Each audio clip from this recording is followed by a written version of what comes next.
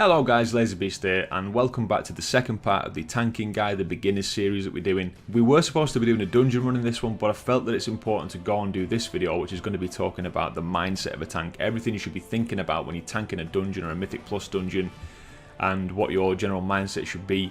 If you didn't catch the first part, I'll link that down below. That's talking about how to set yourself up, you know, your talents and researching your class, your UI, all that kind of thing. So the link for that will be down below if you need to go and catch up on that.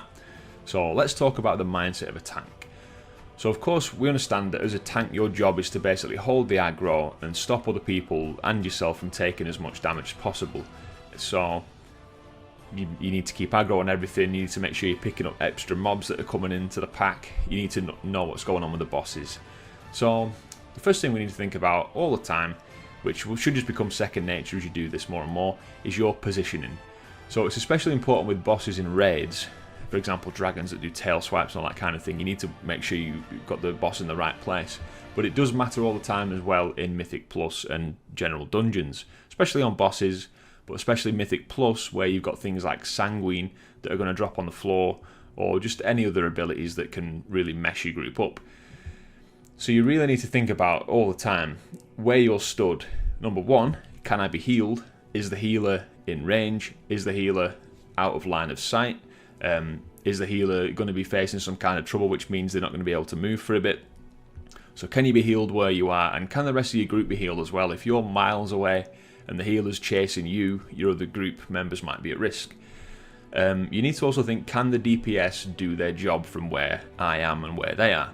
So this isn't so much a problem for casters, range DPS, but for melee DPS especially, you need to just be careful that you're not putting anybody at risk, or you're not putting somebody in the position where they might pull the next pack too early. So like if you stand somewhere that's quite busy, you need to think, if somebody does, for example, a multi-shot or a barrage, are they going to pull that next pack because the way you position the mobs? If somebody was to, for example, shadow step behind one of the mobs in the pack, are they going to put their back towards the next pack and they're going to pull them as well? It's things like that. So if you do think there's something like that, you're well within your rights to move the pack somewhere else that's more safer. Let's talk proper English. And it's also important about things like when you are, for example, doing a Mythic Plus dungeon, if there's, for example, again, a Sanguine pool on the floor, obviously you need the mobs out of there, so you need to do what you can to get the mobs out, but then you also need to make sure that you're not going to make that mobs back right in that Sanguine pool. So if somebody was to go and try and DPS, they're going to be stood in the pool taking lots of damage. It's things like that. So you need to look after your group in that way. So that leads on to our next point nicely.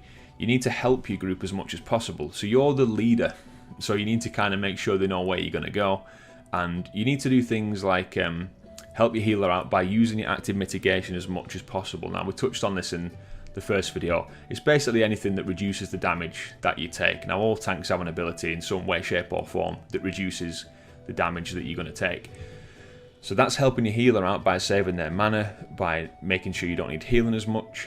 And a lot of classes as well also have abilities that can help their group. So, for example, Demon Hunters have Darkness, so that is a pool that goes on the floor, reduces the damage that everyone takes in that pool by 20%, so that's going to help out your melee DPS, and in return that's going to help out your healer, because they're not having to heal as much.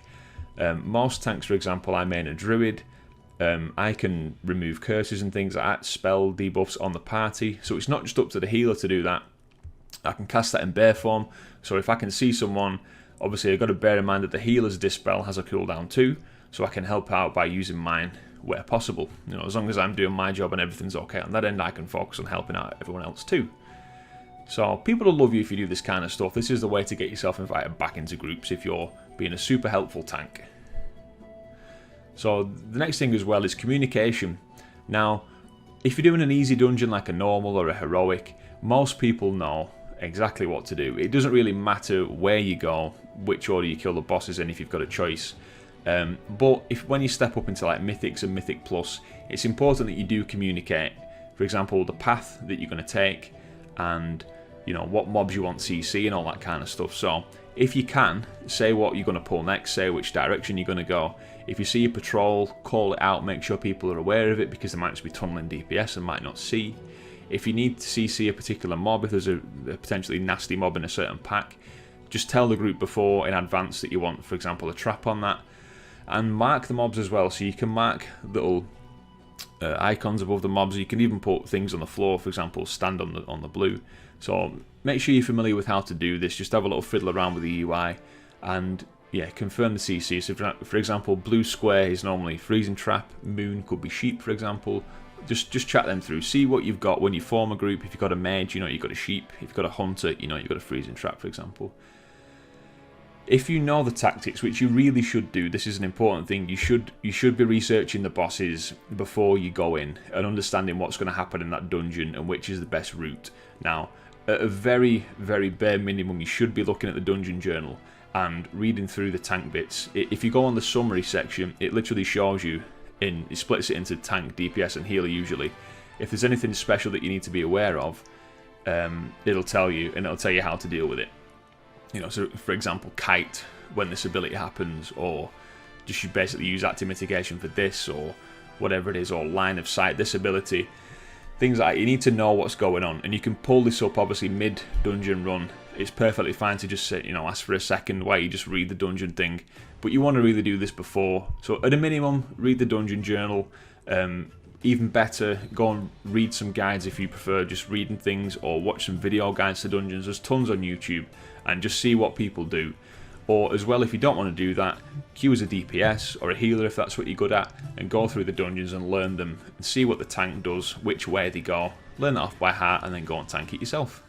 If you haven't done this and you've just dived straight into the deep end, don't be afraid to ask for help with tactics.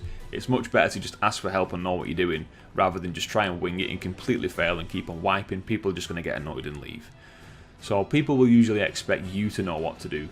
So just research things before you get stuck in there. So that is basically it, guys, for the kind of mindset and things you'll be thinking about as a tank in World of Warcraft. Now again, this applies to really any class. It's the general tanking thing. So what we'll do next time, we will do the dungeon run. I apologise it was delayed for this video. We'll do it. I'll tank a dungeon. I'll talk you through what I'm doing and what I'm thinking about as we're doing it. And it should be helpful for you. So thanks so much for watching, guys. I've been LaserBeast, and I'll catch you next time.